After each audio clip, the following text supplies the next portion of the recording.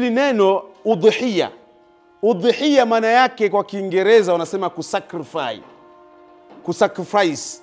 Yani kujitoa muhanga, kujilipua katika mambo ya Mungu, kutekeleza jambo ambalo watu wengine hawawezi kulifanya kwa kawaida, lakini hili unalifanya kwa ajili ya taa ya Mungu, kwa ajili ya taa ya maelekezo ya Mwenyezi Mungu Tabaraka Ismuhul Majid. Sasa baadhi ya watu wamelitumia hili neno kwenda kuua watu mitaani. Ukisikia muhanga siku hizi, mpaka hata nilivyosema hapa kusacrifice watu, Sheikh anazungumzia mambo ya makundi fulani hivi. Kuna makundi fulani duniani yamekaa kila kona eti yanasingizia kujitoa muhanga. Sheikh, hakuna kujitoa muhanga kwenye kumuua mtu. Kumuua mtu hakuna kipengele cha kujitoa muhanga kuua mtu, au kwenda kuharibu msikiti, au kwenda kuharibu sokoni, kuharibu hospitali, kwenda kuharibu sio makanisa ya kina nani, sio kwenda kuharibu kwenye mkusanyiko ya watu, kwenye madanguro sio nani. Wala sio tadhiya hiyo. Huo ni uwaji, kukill innocent people. Ni kuua watu wasiokuwa na hatia, Sheikh. Hakuna hukumu ya mtu kwamba akiwa kwenye gesti auawe. Haipo mtu akiwa analewa auawe. Haipo mtu akiwa kanisani auawe. Haipo watu kusanyika. Hakuna hiyo hukumu kwenye Uislamu. Kwa hiyo watu wamechukua hili neno ambalo alilifanya Ismail alayhi salam kwa ajili ya kutekeleza mambo ya Mungu, wenyewe wamelipeleka kwenye mitaa.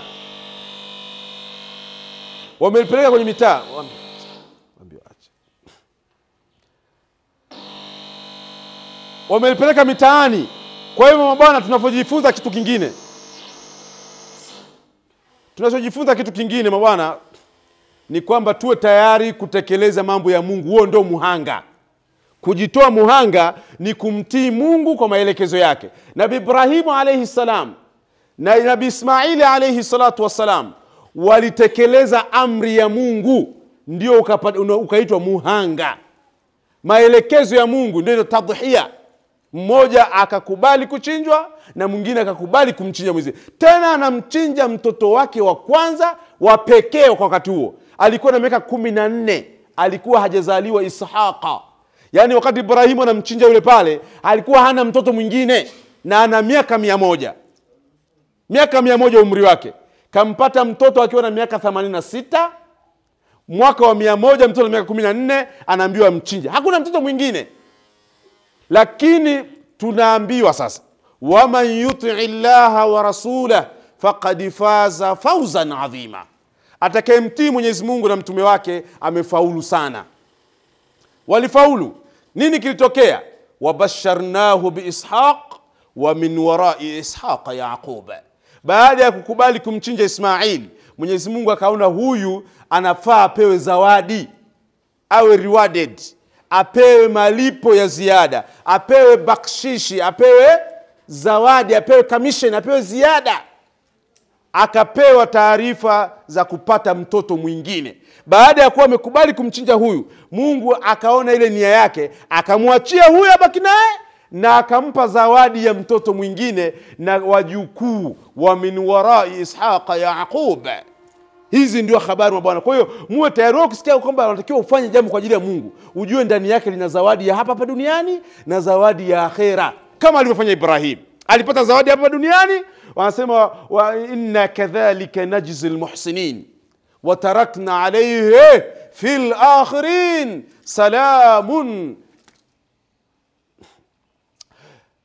Hilo jambo Mwenyezi Mungu anasema hivyo ndivyo tunavyowafanyia watu wanaofanya wema. Tutawapa hapa duniani na tutawapa malipo mengine akhira insha Allah. Kwa hiyo bwana, mtu yeyote ukisikia jambo anataka Mungu lifanye, Mungu anataka usali, swali Sheikh, zawadi yake utapata hapa duniani na akhira.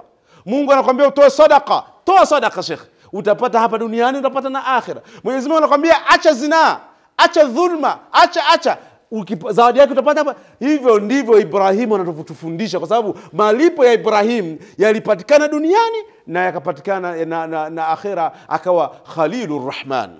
Istahaqa an yakun Khalilur Rahman. Kwa yote haya alistahiki kuwa rafiki wa Mungu. Khilail. Mwenyezi Mungu zamani huko watu walikuwa wanamuita il kwa lugha za kizamani. Kwa hiyo Ibrahim anaitwa Khilail, Khalilullah, rafiki wa Mwenyezi Mungu. sahiba wa Mwenyezi Mungu. Mabwana, haya hayakupatikana isipokuwa kwa kutekeleza amri ya Mungu. Sisi tunatekeleza. Ibrahim alisema sami'na wa ata'na, Mungu nimesikia na natii. Sisi tukisikia adhana, tukisikia siyo nini Ramadhan, siyo haji, tunasema sami'na wa asaina, tumesikia lakini hatutaki. Ibrahim anatufundisha kukubali mambo ya Mungu, tutafanikiwa. Na anasema watarakna alayhi fil akhirin, yale mambo ya Ibrahim tumeyaacha wayaendeleze wengine. Ndio sisi leo tunachinja, tunasali kama hivi, tunafanya ibada ya haji, tunafanya vitu vingi sana kwa sababu ya watarakna alayhi fil akhirin. Tumewaachia mambo ya Ibrahim wayaendeleze watu wengine baada yake. Ndio sisi. Allahumma taqabbal minna, Mwenyezi Mungu tukubalie na sisi haya tunayofanya inshallah. Mwisho kabisa Waislamu, katika habari za Ibrahim alayhi salam, nimalizie darsa ama somo muhimu tunalipata ni kwamba, naomba ili bwana mchukue, na mara nyingi tunaliongea kwamba kila baada ya shida, baada kulli shida faraj.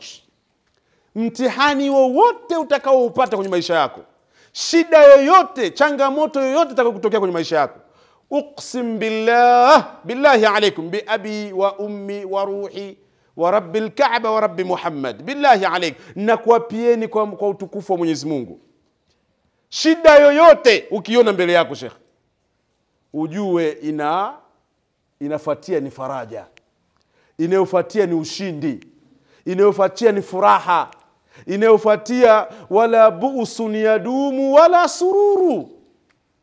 La bu'su yadumu wala sururu, hakuna furaha ya milele na hakuna shida ya milele. Ukijiona una furaha, ujue kuna shida itakuja kutokea, na ukijikuta kwenye shida, ujue faraja inakuja.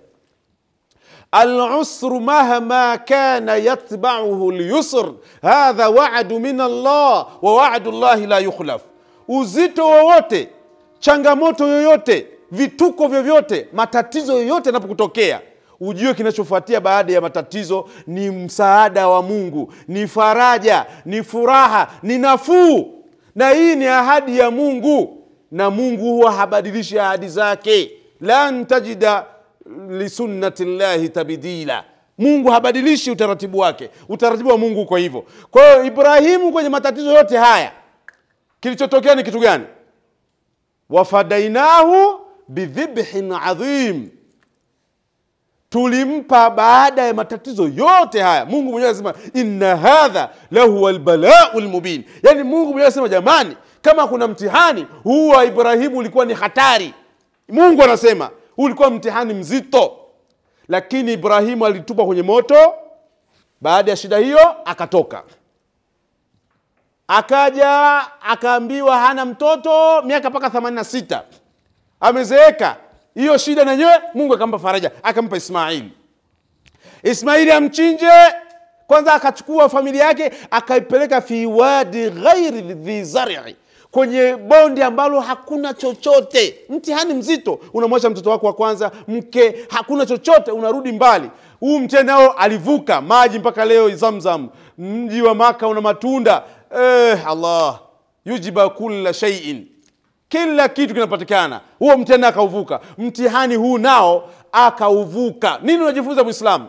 Wewe una matatizo na umwa, wewe una matatizo hauna kazi, wewe una matatizo ya riziki, wewe unaona unachukiwa sana, wewe unaona upati kazi, wewe unaona kwamba wewe ndio unaonewa, unafanywa hasadi, unachukiwa, unafanyaje? Hayo sio matatizo.